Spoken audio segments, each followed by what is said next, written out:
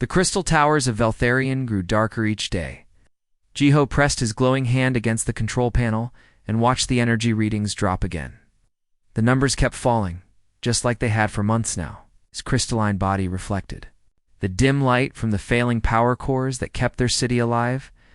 "Another core is dying," he whispered to himself.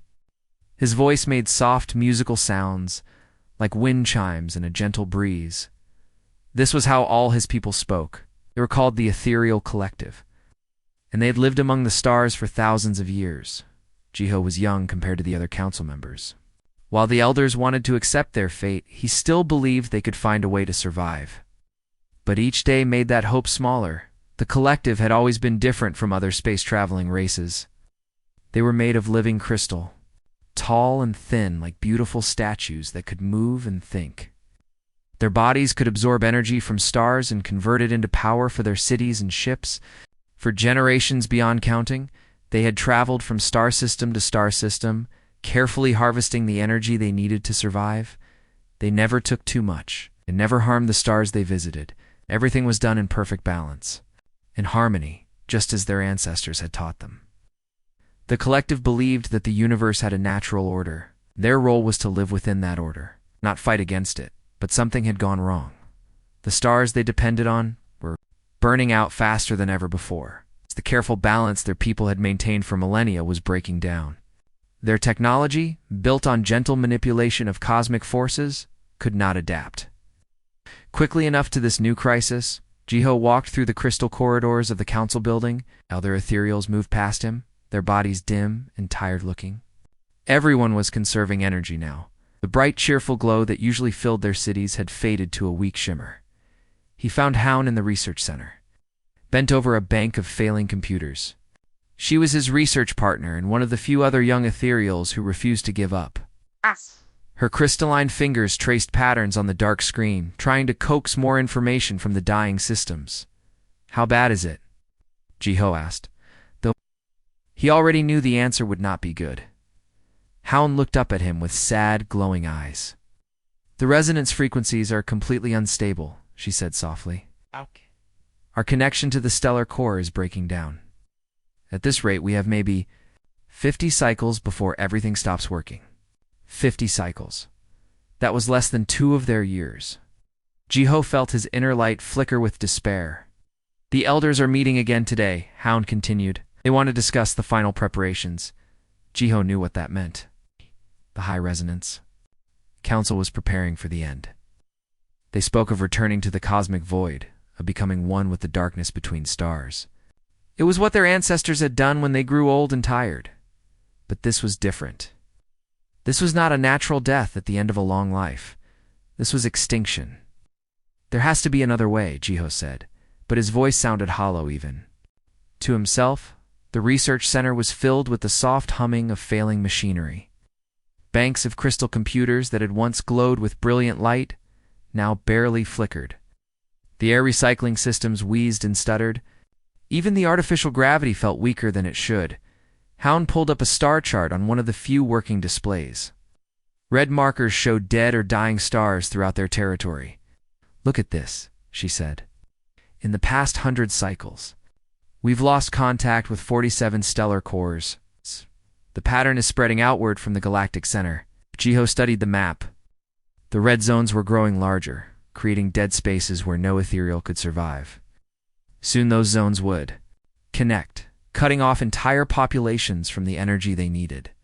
"Maybe the elders are right," Hound said quietly. "Maybe this is just the natural order. Maybe it's time for our people to fade away." "No." Jiho's voice was stronger now. "I refuse to believe that. Our ancestors survived the Great Dimming 3,000 years ago. They found new ways to harvest stellar energy when the old methods failed. We can do the same." But even as he said it, Jiho wondered if he really believed his own words. The Great Dimming had been different. It had affected only a small region of space, and their people had been able to adapt by developing new technologies. This crisis was much larger and spreading much faster through the crystal windows of the research center. Jiho could see other towers in the city. Many of them were already dark. Families had moved away, seeking shelter in the few remaining powered areas. The population of Veltharion had dropped by half in just the past few cycles. I'm going to the council meeting, Jiho decided. Maybe I can convince them to try one more time. We could send out exploration ships to find new energy sources. Maybe there are other civilizations out there who could help us. Hound shook her head sadly. The council has already made up their minds. They say that asking for help from outsiders would go against everything our people believe. They have always been self-sufficient. Kiho felt his inner light growing brighter with determination. Then maybe it's time to change what we believe.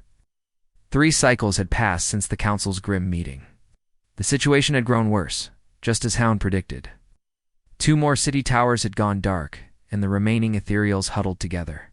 In the few areas that still had power, Minho worked the night shift at the deep space monitoring station on the edge of Veltharion. It was lonely work, but someone had to watch the stars for incoming threats or opportunities. Most nights, nothing happened. The universe was vast and mostly empty, especially now that so many stars were dying. He was reviewing the daily energy, reports when something impossible happened. Every sensor on his panel suddenly lit up with warning signals. The detection equipment started screaming electronic alarms that hurt his sensitive crystalline ears. What in the void? Minho whispered, his musical voice shaking with confusion. Raw electromagnetic waves were tearing through space toward their system. The signals were so powerful they overloaded 3 of his receivers before he could adjust the settings. Had never seen anything like it. The transmission was crude and brutal, like someone was trying to communicate by hitting rocks together instead of singing. But the strangest part was that it worked. Hidden inside the chaotic noise were mathematical equations and star charts that made perfect sense. Whoever was sending this signal understood advanced physics. Even if their methods were barbaric, Minho called his assistant Nari from her rest cycle. She arrived quickly, her young crystalline form still dim from sleep. When she saw the readings on Minho's screens, she nearly shattered from shock. "This is impossible," she chimed in her sweet voice. No civilization could broadcast with such force without destroying themselves. The power levels are off the charts. Minho nodded grimly. "Look at this." He showed her the source location on his star map. It's coming from a small world in the outer rim, 3rd planet from a yellow star. The system has never shown any signs of advanced life. They spent the next few hours trying to decode the signal properly. The mathematics were brilliant, but the method of transmission was like nothing in their databases. These beings were using electromagnetic radiation, the way the collective used harmonized crystal resonance, but with 1,000 times more raw power. "I think I figured out what they're calling themselves," Nari said, her voice filled with wonder. "The signal keeps repeating a sound pattern, whom, and their world is called ... Earth." As they worked together to translate more of the transmission, Minho began to realize something that made his inner light flicker with fear. The humans weren't just saying hello. They were responding to something specific. "Nari, look at this section here," he said, pointing to a complex series of equations. "These are gravitational wave calculations. They're analyzing stellar energy patterns." Nari studied the data for a long moment. Then her crystalline form went completely pale. "Minho, these are our stellar energy patterns. They somehow detected our power crisis from across the galaxy." The implications hit them both at the same time. These humans had been watching them. Not only that, but they had equipment sensitive enough to detect the collective's failing energy grid from an impossible distance. How did they even know we existed? Nari wondered aloud. The answer came in the next part of the transmission. The humans had been monitoring gravitational waves throughout their region of space. When the collective's stellar cores began failing, the disruptions in space-time had created detectable ripples. Humans had traced those ripples back to their source. But the most shocking part was still coming. "They're offering help," Minho said, his voice barely a whisper. The transmission contained detailed technical specifications for something the humans called artificial stellar ignition. The concept was so radical that Minho had trouble understanding it at first. Humans wanted to restart dying stars using controlled nuclear fusion reactions on a massive scale. This is madness, Nari said, reading over his shoulder. They want to force nuclear fire into stellar cores. The energy requirements alone would be enormous. The human specifications call for technology that seemed designed for war rather than peaceful exploration. Fusion reactors that could contain the power of exploding suns. Magnetic field generators strong enough to bend space itself. Energy weapons that could punch holes through solid matter. Look at these power output numbers, Minho said. A single one of their fusion reactors produces more energy than our entire city grid. How is that possible? Nari asked. And why would they need such dangerous technology? The transmission included some basic information about human civilization. They came from what they called a death world, a planet with extreme weather, dangerous radiation, and violent geological activity. Instead of adapting to live in harmony with their environment like the collective had done, the humans had fought against it. They had built machines to control their weather. They had developed weapons to defend against predators. They had even learned to split atoms and harness the power of stars themselves. Everything about their technology was focused on survival through overwhelming force. They want to meet with us, Nari said, translating the final section of the message. Say they can reach our system in 7 cycles. 7 cycles. That was impossibly fast, even for the collective's most advanced ships. Should we tell the council? Nari asked. Minho hesitated. The elders would never approve of contact with such violent aliens. But as another power failure dimmed the lights in their monitoring station, he realized they might not have a choice. Send a response, he decided. Tell them we're listening. The human ship arrived exactly when they said it would. Collective's chief diplomat watched through the crystal windows of the orbital station as the alien vessel approached their world. Nothing could have prepared him for what he saw. The ship was a nightmare of scarred metal and brutal design. Ethereal vessels were smooth and graceful like flowing water. This human craft looked like it had been built for war. Thick armor plating covered every surface. Massive engines burned with the fierce light of contained nuclear fire. Strange weapons jutted out from the hull like metal thorns. By the ancient harmonies, whispered Hound, who stood beside him. Ow! Does that thing even fly? The human ship moved through space with raw power instead of elegant grace. Its engines left trails of superheated plasma that would have destroyed any collective vessel that got too close. Everything about it screamed danger. Sir, said Jiho, monitoring the communication systems, they're requesting permission to dock. Doyen's crystalline form flickered with nervous energy. The council had debated for hours about whether to allow these aliens near their world. Many of the elders wanted to refuse contact entirely. Only the desperate state of their dying civilization had convinced them to agree to this meeting. Grant permission, Doyan decided. But keep our defense grids ready. The human ship docked, with their station using mechanical clamps that bit into the crystal structure with disturbing force. Doyan could feel the vibrations through the walls as the aliens secured their vessel. Everything they did seemed designed to use 10 times more power than necessary. When the airlock opened, 3 humans emerged wearing bulky environment suits that looked more like personal armor than diplomatic clothing. The lead figure was massive compared to the delicate ethereals, at least twice as tall and far more heavily built. The suit's helmet had a dark faceplate that hid the alien's features. Greetings.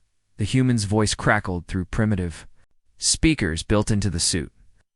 I am Commander Sengho of the Earth vessel Prometheus. This is Dr. Yuna, our stellar engineering specialist, and Wookchin, our chief physicist. The commander's voice was deep and harsh, nothing like the musical tones of ethereal speech. When he walked, his heavy boots clanked against the crystal floor with each step. Magnetic anchors in his soles left tiny scratches on the perfect surface. Doyan tried to maintain diplomatic composure, but everything about these humans disturbed him. They moved with confident aggression, like predators entering unfamiliar territory. Their technology radiated electromagnetic fields that made his sensitive crystal body uncomfortable. Welcome to Veltharian system, Doyan said, his harmonious voice trembling slightly. Am Chief Diplomat Doyan of the Ethereal Collective. We appreciate your offer of assistance. Dr. Yuna stepped forward, her suit slightly smaller than the commander's, but equally intimidating.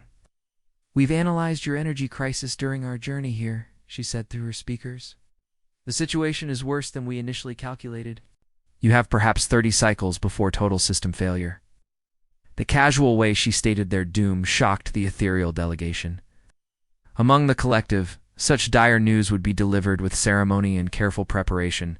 These humans spoke of extinction like they were discussing the weather. "We have brought the necessary equipment to begin stellar ignition procedures immediately," added Wookjin, the physicist. His voice carried the same matter-of-fact tone. "Fusion catalysts can restart your dying stars within 15 cycles per stellar mass." Hound found her voice first. "The energy requirements for such an operation must be enormous. How do you plan to generate the necessary power?" Commander Sangho gestured toward the viewing windows where their ship waited. "The Prometheus carries 12 fusion reactors, each capable of producing 500 terawatts of sustained output. We also have gravity manipulation systems and plasma containment fields rated for stellar core pressures." The numbers were staggering. Single human reactor produced more power than all of Veltharian's remaining energy systems combined. Jiho's crystalline form dimmed with disbelief. "How is such technology possible?" he asked. "Earth is what we call a death world," Dr. Yuna explained. "High radiation, violent weather patterns, seismic instability, and aggressive biological competition. Our technology developed to help us survive in an environment that actively tries to kill us. We learned to harness nuclear fire because we needed weapons to defend ourselves," Wookjin added. "We developed gravity manipulation because we needed to move massive objects in dangerous conditions. Everything we build has to work under extreme stress." Doyan struggled to understand this concept. The collective had always sought harmony with their environment. The idea of a world that fought against its inhabitants seemed impossible. "Your stellar cores are failing because you've been treating them gently," Commander Sangho continued. "Sometimes you need to use force to restart a dead system. Our fusion catalysts will inject controlled nuclear reactions directly into the stellar material, forcing it to resume natural fusion processes." "That sounds incredibly dangerous," Hound said. "Everything worthwhile is dangerous," Dr. Yuna replied. "The question is whether you want to take the risk of trying to save your civilization or accept certain extinction." The human words hung in the air like a challenge. Doyan looked at his fellow ethereals and saw the same mixture of fear and desperate hope that he felt. These aliens represented everything their peaceful culture had avoided for thousands of years, but they also represented the only chance of survival. "What do you need from us?" Doyan asked finally. "Permission to work," Commander Sangho said simply. "In a world we can use for the first test." The collective chose Kethmorin for the test. It was a dead world orbiting a dying star, already written off as lost. If the humans failed, nothing would be lost. If they succeeded, it would prove their impossible claims were real. Jiho watched from the safety of an observation ship as the human team prepared for their stellar ignition attempt. What he saw challenged everything he thought he knew about. The universe Dr. Yuna's ship descended directly toward the dying star, not near it, directly into its outer atmosphere. The vessel's shields glowed white-hot as it pushed through layers of superheated gas that would have vaporized any collective craft in seconds. "This is insane," Hound whispered beside him. "No living being can survive in that environment." Through their long-range sensors, they watched Yuna deploy her fusion catalysts. The devices looked like metal spears designed to pierce the heart of a star. Each one contained nuclear charges powerful enough to level a city, yet she handled them with casual efficiency. Meanwhile, Wookjin was establishing a base camp inside a gravitational anomaly near the star's equator. The crushing forces in that region would flatten an ethereal instantly, but the human physicist used those same forces to power his equipment. His gravity manipulators fed on the deadly environment like plants drinking sunlight. "How are they? Even alive in there?" Jiho asked Minho, who was monitoring the human communication channels. "Their suits aren't just protection," Minho explained, his crystalline form flickering with amazement. "They're mobile life support systems with their own fusion reactors. Each suit produces enough power to run one of our smaller cities." Commander Song-ho coordinated the operation from his command ship, which hovered impossibly close to the star's surface. The Prometheus rode magnetic field lines like an ocean vessel riding waves, using the star's own energy to maintain position. In the deadly environment, Phase 1 complete, Dr. Yuna's voice crackled over the communication system. Fusion catalysts are in position at the stellar core, beginning ignition sequence. The ethereal observers held their breath as the humans began their work. On their screens, they could see the catalysts descending into the star's heart, each one guided by precision that seemed impossible given the chaotic conditions. Initiating primary charge, Wookjin announced from his position in the gravity well. His equipment was using the star's own gravitational field to compress and direct the nuclear reactions. Energy containment fields are stable. What happened next defied every law of physics the collective understood. The fusion catalysts exploded in perfect sequence, each blast timed to within microseconds. But instead of tearing the star apart, the explosions worked together to restart the natural fusion process. Nuclear fire erupted in carefully controlled bursts, breathing new life into the dying stellar core. Impossible, breathed Doyon, who had insisted on observing the test personally. They're using weapons to heal the star. The humans worked with technology that weaponized the fundamental forces of the universe. Their plasma cannons fired, controlled, bursts of stellar material to balance pressure differentials. Their gravity manipulators twisted space itself to guide fusion reactions. Their containment fields held the power of supernovas in check. Most shocking of all, they made it look easy. Secondary fusion cascade initiated, Dr. Yuna reported. Her voice calmed, despite working inside an environment hot enough to melt planets. Stellar core temperature rising to optimal levels. The dying star began to glow brighter. Its pale, flickering light grew stronger and more steady. The nuclear fire that had been sputtering for centuries roared back to full strength, fed by the humans' impossible technology. Core ignition successful, Commander Sang-ho announced. The star is now operating at 85% of baseline efficiency. Should maintain stable fusion for another 1,000,000 years minimum. The ethereal observers watched in stunned silence as Kethmoran transformed before their eyes. The dead world began receiving real sunlight for the first time in decades. Its frozen atmosphere started to stir. Its ice caps that had been solid for centuries began showing signs of melting. How? Houn asked, her voice barely a whisper. How did they make it work? Dr. Yuna's ship emerged from the star's corona, its hull still glowing from the incredible heat. Simple physics, she replied over the communication channel. Every fusion reaction needs 3 things: fuel, pressure, and temperature. The star had plenty of fuel, but the natural processes had failed. Just gave it the kick it needed to get started again. Wookjin's equipment was already analyzing the reborn star's output. Energy signature is stable across all frequency ranges, he reported. Fusion rate is steady and sustainable. This star should burn normally for approximately 1.2 million years. Commander? Sang-ho's ship moved away from the stellar surface, its mission complete. 1 down, he said with satisfaction. How many more dying stars do you have?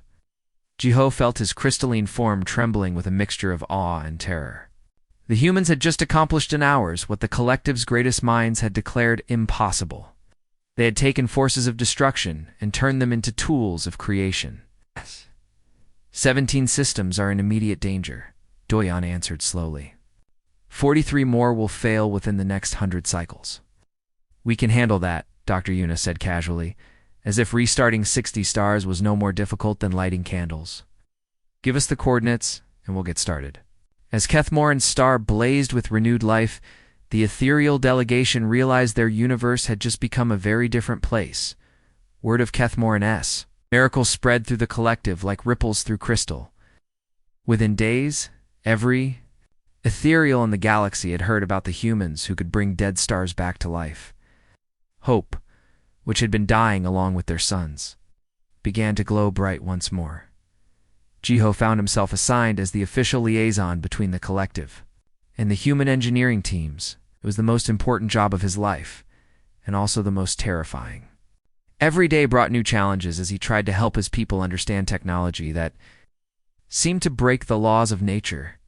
Dr. Yuna had established a permanent base on Valtharian's largest moon. The facility looked nothing like ethereal architecture. Where the collective built with flowing curves and harmonic resonance, the humans constructed sharp angles and brutal efficiency. Their workshops buzzed with electromagnetic fields that made Jiho's crystalline skin tingle uncomfortably. The key is understanding that chaos and order aren't opposites. Dr. Yuna explained to him during one of their daily meetings. There. Two sides of the same process. People try to maintain perfect harmony, but sometimes you need to break things before you can fix them. Jiho watched through the workshop windows as human technicians worked alongside young ethereal engineers. The sight still amazed him. Minji, one of the brightest minds in the collective, was learning to operate a fusion welder under Wookjin's guidance. The tool could cut through solid metal like it was soft clay. But in her delicate crystalline hands, it became an instrument of precise creation.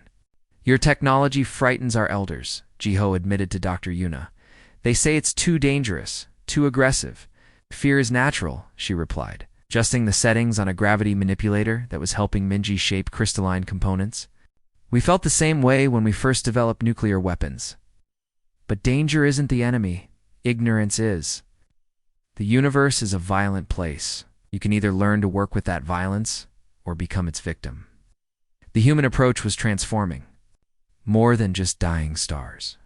Young ethereals who had grown up believing their civilization was doomed were now learning that any problem could be solved with enough determination and the right tools. The change in attitude was as dramatic as the technical breakthroughs. Commander, Sangho's teams had successfully reignited 12 stars in the past month. Each operation became smoother and more efficient as the humans refined their techniques. More importantly, they were teaching ethereal engineers how to maintain the reborn stars using hybrid technology that combined human power systems with collective harmonic controls. Look at this, Minji said excitedly, showing Jiho her latest project. She had connected a human fusion reactor to an ethereal resonance crystal, creating a power source that was both incredibly strong and perfectly stable. The human chaos provides the energy, but our harmonic fields shape it into exactly what we need. Human technology could generate enormous amounts of power, but it was often unstable and difficult to control. Ethereal systems were precise and elegant, but too weak for major engineering projects. Together, they created something neither species could achieve alone. Wookjin emerged from the workshop covered in crystal dust and electromagnetic residue. His environment suit's systems worked overtime to filter out the energies that would be deadly to unprotected humans. The hybrid resonance chamber is ready for testing, he announced. This should let us ignite 3 stars simultaneously instead of one at a time. The implications were staggering. The collective had 43 dying stars that needed immediate attention. At the current rate, it would take years to save them all. But with improved technology, they could restore entire solar systems in a matter of weeks. Hound joined them. In the observation deck, as the first test of the new hybrid system began, 3 human ships took position around 3 different dying stars in a nearby system. Each ship carried both human fusion catalysts and ethereal harmonic modulators. Synchronization is critical, Dr. Yuna explained over the communication channel. The harmonic fields have to match perfectly, or the resonance cascade will fail. Jiho watched the displays showing energy readings from all 3 stars. Ships began their ignition sequences simultaneously, their weapons-grade technology awakening nuclear fire in each stellar core. But this time, ethereal harmonic fields guided and shaped those explosions with precise control. The results were beautiful. All 3 stars blazed back to life in perfect unison, their light synchronized by harmonic resonance that connected them. Across vast distances, the reborn suns would now support each other, sharing energy through quantum entanglement that the collective understood but the humans were just beginning to learn. Magnificent, whispered Doyan, who had come to witness the test. We thought we had to choose between our traditions and survival. Instead, we found a way to make both stronger. As the months passed, The partnership between humans and ethereals grew deeper. Joint research teams developed new technologies that pushed the boundaries of what either species thought possible. Human aggression, tempered by ethereal wisdom, created solutions that were both powerful and elegant. The collective's faith had been restored, but it was different now. Instead of passive acceptance of cosmic order, they believed in active participation in shaping that order. The universe was still vast and dangerous, but it was no longer hopeless. Jiho stood in the crystal gardens of Valtharion, watching the light from dozens of reborn stars paint the sky in brilliant colors. Each point of light represented worlds, saved from darkness, civilizations given new hope for the future. The Deathworlders had descended not as conquerors, but as teachers who showed them that any challenge could be overcome with enough determination.